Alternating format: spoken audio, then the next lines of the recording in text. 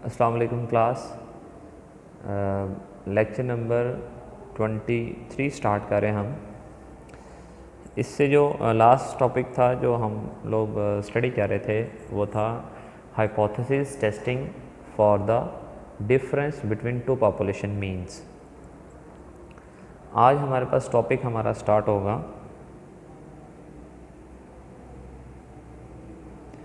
Hypothesis testing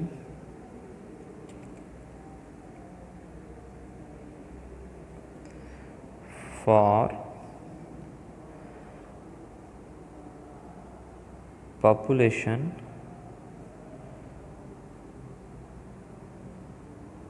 proportion। Population proportion को denote किससे किया जाता है? पाई के साथ। ठीक है, ये आज का हमारा टॉपिक है।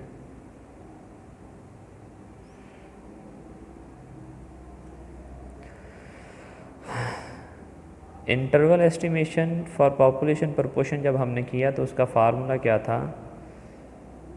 P hat plus minus z 1 minus alpha by 2 p hat into 1 minus p hat over n. ये था हमारे पास फार्मूला। और हमारे पास सैम्पल प्रोपोर्शन कैलकुलेट करने का क्या फार्मूला है? स्मॉल के ओवर स्मॉल एन, जहाँ पे स्मॉल के रिप्रेजेंट करता है इंटरेस्ट को, जिसकी प्रोपोर्शन आपने कैलकुलेट करनी है, डिवाइडेड बाय सैम्पल साइज। ठीक है। Hypothesis testing for population proportion. अब हम पाई की वैल्यू को टेस्ट करने जा रहे हैं किसी भी वैल्यू के इक्वल। उसके लिए हमारे पास जो फार्मूला यूज़ होगा वो होगा जी हमारे पास z calculated is equal to p hat minus pi divided by pi into 1 minus pi over n. ये हमारे पास इसका फार्मूला। ये किसके लिए था? ये कॉन्फिडेंस इंटरवल फॉर पाई। ये उसके फार्मूले थे जो हमने पहले स्टडी किए थे, ये दोनों। अब हम ये वाला फार्मूला यूज़ करेंगे। अपना क्वेश्चन स्टार्ट करते हैं। इसके लिए हम एक्सरसाइज 16 पर आएंगे। एक्सरसाइज 16 है, उसमें हाइपोथेसिस टेस्टिंग के हर टॉपिक से रिलेटेड क्वेश्चन हैं, सिंगल सैंपल वाले। यहाँ से मैं क्वेश्चन करने जा रहा हूँ। क्वेश्चन नंबर 16.25 उसका बी पार्ट। 16.25 उसका बी पार्ट है जी। क्वेश्चन मैं रीड करने लगा हूँ, ये सामने आपके। A basketball player has hit on 60% of his shots from the floor. एक बास्केटबॉल प्लेयर जो कि फ्लोर से 60% अपनी शॉट्स जो है उसको बास्केट करता है। ठीक है, यहाँ पे इसकी ओवरऑल प्रोपोर्शन बताई जा रही है। ठीक है। If on the next 100 shots he make 70 baskets. जो एक्सपेरिमेंट उन्होंने किया, नेक्स्ट 100 शॉट्स उन्होंने सैम्पल साइज ली जिसमें से 70 बास्केट्स उसने की। Would you say that his shooting has improved. Question क्या है? वो कहते हैं आप कह सकते हैं कि उसकी शूटिंग इम्प्रूव हुई है या नहीं हुई। ठीक है, उसकी शूटिंग इम्प्रूव कब होगी? यहाँ से, और लेवल ऑफ सिग्निफिकेंस है 5%। यहाँ से इस क्वेश्चन में हमें पता चलेगा कि हमारे पास सैम्पल साइज़ क्या है? 100 है। जो बास्केट उसने की, बॉल बास्केट जो उसने की, वो के से रिप्रेजेंट कर लेते हैं हम, वो 70 था। ठीक है। और फर्स्ट स्टेप हमारा नल हाइपोथेसिस लिखना। वो क्या होगा? पाई इज इक्वल टू 0.60 और अल्टरनेटिव हमारे पास उन्होंने बोला है कि हिज शूटिंग हैज़ इम्प्रूव्ड, उसकी शूटिंग इम्प्रूव कब होगी, जब उसकी ओवरऑल प्रोपोर्शन जो होगी वो ग्रेटर हो जाएगी 0.60 से। और जब अल्टरनेटिव हाइपोथेसिस में हमारे पास ग्रेटर का साइन है, तो जो मैंने आपको पेयर लिखवाए थे, नल हाइपोथेसिस और अल्टरनेटिव हाइपोथेसिस के पेयर लिखाए थे, यहाँ पे अगर ग्रेटर का साइन है तो यहाँ पे क्या होगा, लेस और इक्वल का साइन होगा। यहाँ पे ये जो टर्म है कि उसकी ओवरऑल प्रोपोर्शन 60% से ग्रेटर हो गया है, ये रिप्रेजेंट क्या कर रही है,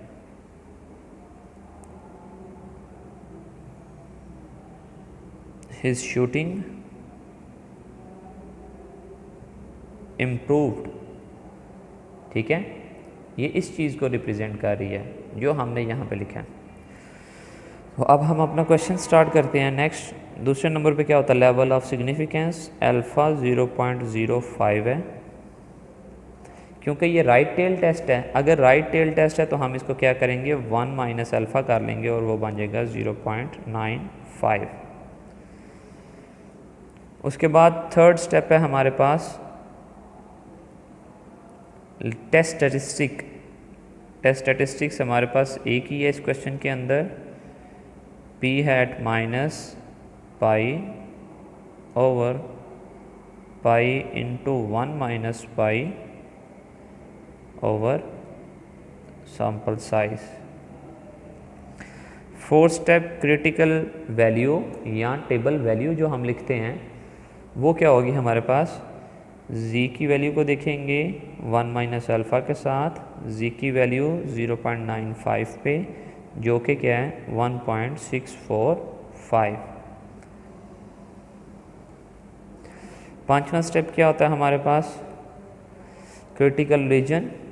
तो हमारे पास क्योंकि ये राइट टेल टेस्ट है, राइट टेल टेस्ट के अंदर क्रिटिकल रीजन राइट साइड पे होता है, और जब राइट साइड पे होता है बेटा तो वो होता है हमारे पास z कैलकुलेटेड, अगर ग्रेटर आ जाएगी हमारे पास पॉजिटिव टेबल वैल्यू से तो क्या होगा, h0 रिजेक्ट हो जाएगा, क्योंकि हमारी वैल्यू जो है वो रिजेक्शन रीजन में फॉल कर जाएगी। नंबर 6 कैलकुलेशन हमारे पास, ठीक है जी, कैलकुलेशन हमारे पास आ गई। कैलकुलेशन के लिए z calculated is equal to sample proportion हमने कैलकुलेट करनी है। सैम्पल प्रोपोर्शन क्या होगी, k ओवर n 70 ओवर 100, तो वो क्या हो जाएगी 0.7। तो यहाँ पे मैं p की वैल्यू लिख लेता हूँ 0.7 माइनस पाई की वैल्यू डिवाइडेड बाय पाई की value 1 minus pi 0.4 over 100 square root.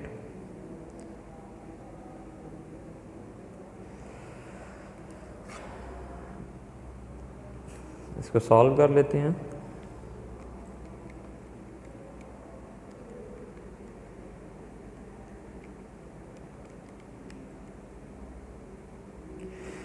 To 2.04 देखा जाए 1.645 से कंपेयर करें तो 2 उससे बड़ी वैल्यू आ गई है, ठीक है। और जब वो वैल्यू इस लिमिट से एक्सीड कर गई है तो वो कहाँ पे फॉल कर जाएगी, रिजेक्शन रीजन के अंदर। ये ऐसे ही है जैसे मैं आपको यहाँ पे अगर बना के दिखाऊं,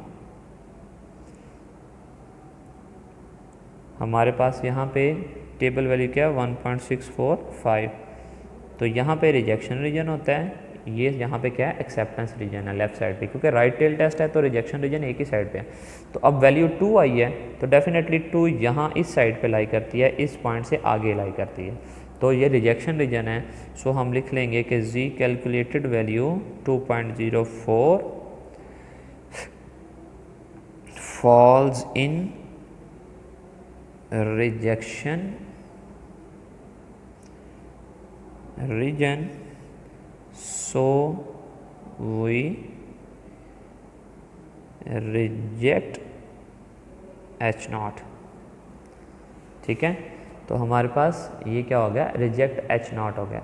H नॉट को रिजेक्ट कर दिया है, H1 को एक्सेप्ट कर लिया है। H1 को एक्सेप्ट करने का मतलब क्या है कि उसकी शूटिंग जो है वो इम्प्रूव हो चुकी है।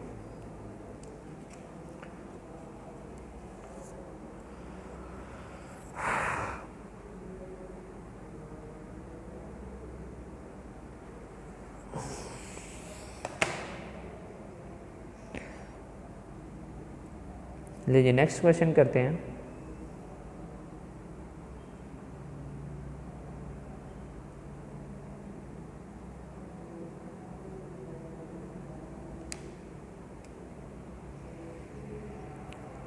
(16.26)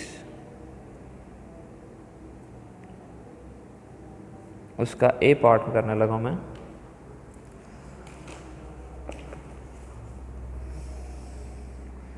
A coin is tossed 900 times and heads appear 490 times। एक कॉइन को 900 टाइम्स टॉस किया गया, सैम्पल साइज हो गया, हेड्स अपीयर हुए 490 टाइम्स, तो ये के की वैल्यू होगी।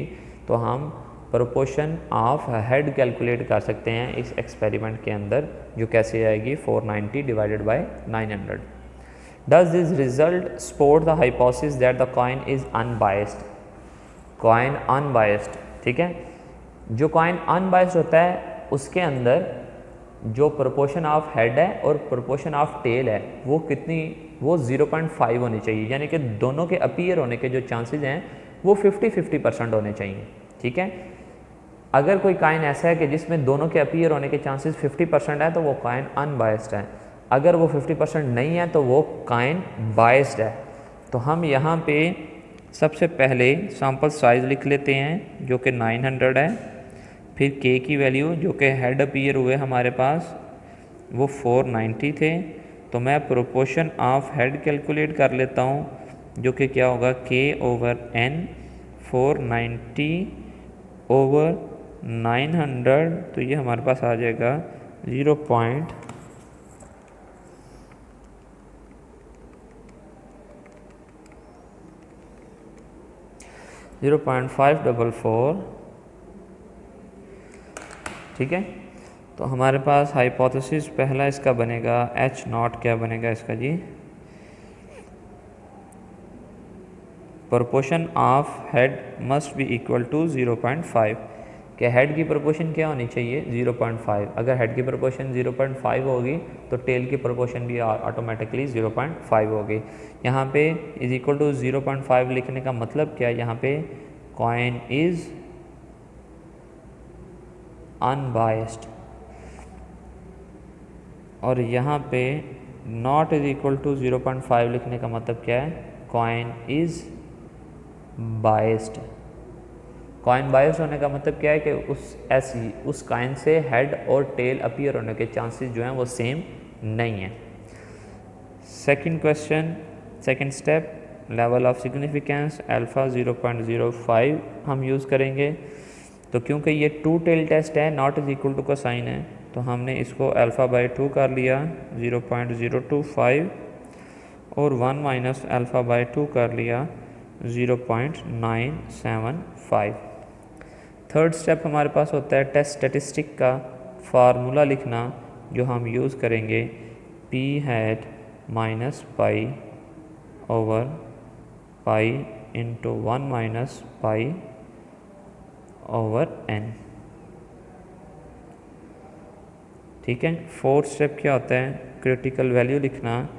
क्योंकि हमारे पास ये 2 टेल टेस्ट है तो हमारे पास 2 लिमिट्स आएंगी, माइनस वाली भी आ जाएगी 0.025 पे -1.96 और z 1 माइनस अल्फ़ा/2 पे z 0.975 पे +1.96, ठीक है।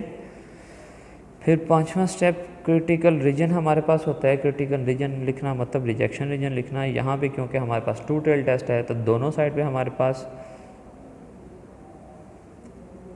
रिजेक्शन रीजन होगा। जी कैलकुलेटेड अगर ग्रेटर आ जाएगी पॉजिटिव वाली साइड से और जी कैलकुलेटेड वैल्यू अगर लेस आ जाएगी नेगेटिव वाली साइड से, तो हम क्या करेंगे वो हमारी वैल्यू जो है वो दोनों साइडों में रिजेक्शन रीजन में फॉल करेगी, तो हम H नॉट को रिजेक्ट करेंगे।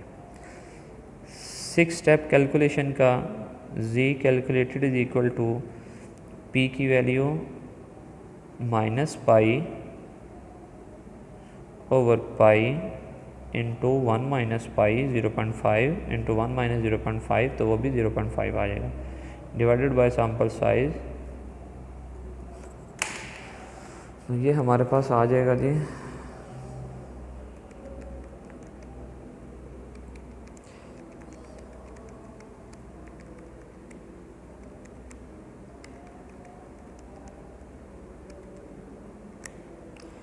2.66 हमारे पास आ गया। तो ये पॉजिटिव वैल्यू है, पॉजिटिव वैल्यू में पॉजिटिव लिमिट देखी जाए तो वो 1.96 है। 1.96 से वैल्यू आगे चली गई है, और जब आगे चली गई है तो वो रिजेक्शन रीजन में फॉल कर गई है। तो जी कैलकुलेटेड वैल्यू हमारे पास 2.66 वो कहाँ पे फॉल्स कर गई है, falls in rejection region, so we reject H nought. हमने H नॉट को रिजेक्ट कर दिया है, कॉइन इज अनबाइस्ड इसको रिजेक्ट कर दिया है, तो हम लिख सकते हैं so we conclude that coin is biased। हमने H नॉट को रिजेक्ट कर दिया, कॉइन इज अनबाइस्ड इसको रिजेक्ट कर दिया, तो डेफिनेटली फिर कॉइन क्या होगा, वो बाइस्ड होगा। वो मैंने यहाँ पे लिख दिया आगे।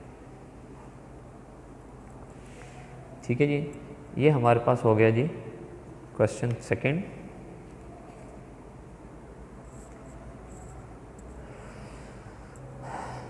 अब हम अपना नेक्स्ट क्वेश्चन करने लगे हैं।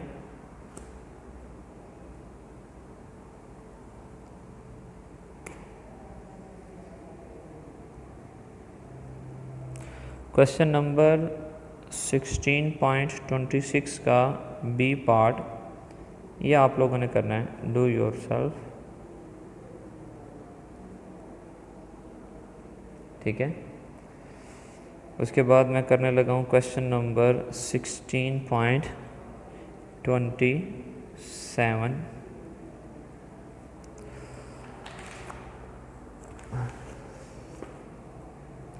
यहाँ पे मैं हिंट दे देता हूँ, सेम एज ए पार्ट है ये, और यहाँ पे जो आप सैम्पल प्रोपोर्शन कैलकुलेट करेंगे वो वैल्यू होगी 52/98। इस क्वेश्चन का मैंने हिंट दे दिया है, बाकी उसका हाइपोथेसिस लास्ट क्वेश्चन के हाइपोथेसिस की तरह बनेगा, pi is equal to 0.5 and pi not is equal to 0.5। अगला क्वेश्चन देखें, 16.27 है। In a poll of 1000 voters selected at random from all the voters in a certain district, it is found that 5180 voters are in favor of a particular candidate। 10,000 voters का उन्होंने sample लिया है, जिसमें से 5180 voters जो हैं वो किसी पर्टिकुलर कैंडिडेट को फेवर कर रहे हैं, तो हम उसकी प्रोपोर्शन कैलकुलेट कर सकते हैं। Test the null hypothesis that the proportion of the all voters, यहाँ पे हाइपोथेसिस बताया जा रहा है, in a district who favour the candidate is equal to और less than 50% against the alternative that it is greater. Null hypothesis में क्या है, इक्वल टू और लेस देन, और अल्टरनेटिव हाइपोथेसिस में क्या है, ग्रेटर देन, और आगे 50% उसकी वैल्यू दी हुई। लेवल ऑफ सिग्निफिकेंस 5% है। तो हमारे पास यहाँ पर हो गया जी, सैम्पल साइज हो गया 10,000 का।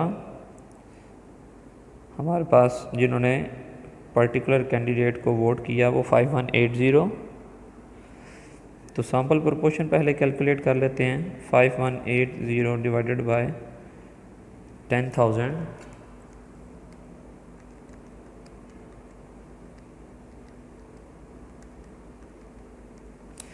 0.518।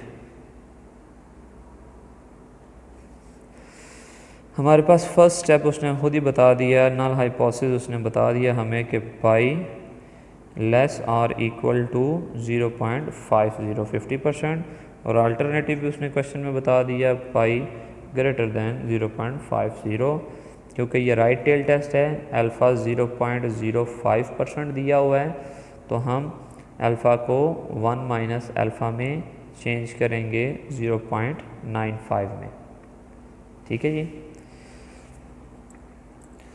Third step, test statistic again repeat, z calculated is equal to p minus pi, p hat minus pi over pi into 1 minus pi over n। Fourth step, critical value लिखेंगे हम, z 1 minus alpha, z 0.95, तो वो हमने देखी है जी 1.645। पांचवा step, हमारे पास क्योंकि ये राइट टेल टेस्ट है, तो हमारे पास रिजेक्शन रीजन राइट वाली साइड पे होगा ग्रेटर के साइन के साथ, कि अगर कैलकुलेटेड वैल्यू पॉजिटिव इस वैल्यू से बड़ी आ जाएगी तो हम क्या करेंगे, H0 को रिजेक्ट करेंगे। सिक्स स्टेप कैलकुलेशन का, z calculated is equal to p minus pi over pi into 1 minus pi over n square root.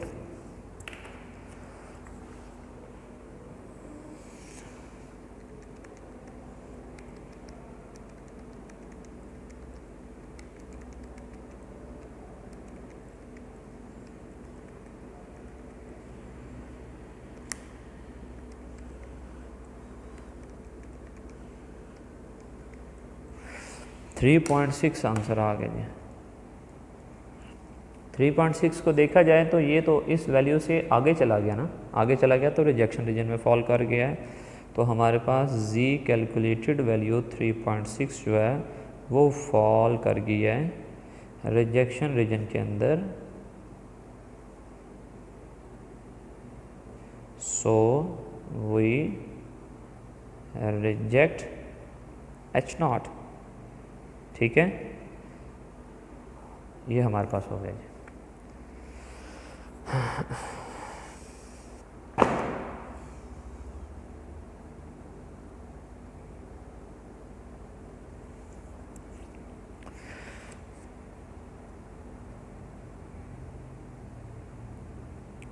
इसके बाद क्वेश्चन नंबर 16.28, उसका बी पार्ट, ये आप लोगों ने करना है, डू योर सेल्फ। मैं उसको एक दफ़ा पढ़ देता हूँ।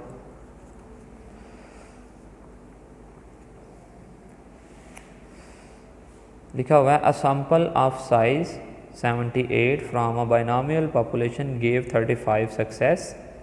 हमारे पास सैंपल साइज 78 है, सक्सेस 35 है, यानी कि के की वैल्यू 35 है। तो हमारे पास जो प्रोपोर्शन आ जाएगी वो 35/78 आ जाएगी। ठीक है। Test the null hypothesis that the true proportion of success is 0.55 against the alternative that it is less। null hypothesis उन्होंने बता दिया है कि true proportion पाई is 0.55 और alternative उन्होंने क्या बता दिया है, और it is less। ठीक है, तो ये बेटा लेफ्ट टेल टेस्ट है, लेफ्ट टेल टेस्ट। ठीक है, इसके अंदर आप टेबल वैल्यू नेगेटिव लिखेंगे, इसमें क्रिटिकल रीजन लेफ्ट साइड पे लाई करेगा, आप लेस वाले साइन के साथ उसको लिखेंगे। ठीक है, इस क्वेश्चन को बच्चों आप लोगों ने उसको सॉल्व करना खुद। जितनी आप प्रैक्टिस करेंगे उतने ज़्यादा क्वेश्चन को, जब तक आप केयरफुली क्वेश्चन को रीड नहीं करेंगे आप क्वेश्चन अटैम्प्ट नहीं कर सकेंगे। ये आपका जो कोर्स है इसमें कोई रट्टा लगाने से कोई भी बच्चा इतने अच्छे मार्क्स नहीं दे सकता जब तक कि वो क्वेश्चन को बड़ा केयरफुली रीड ना करे।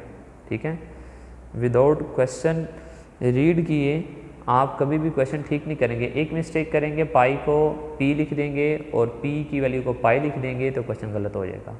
ठीक है जी, थैंक यू बच्चे, अल्लाह हाफिज़।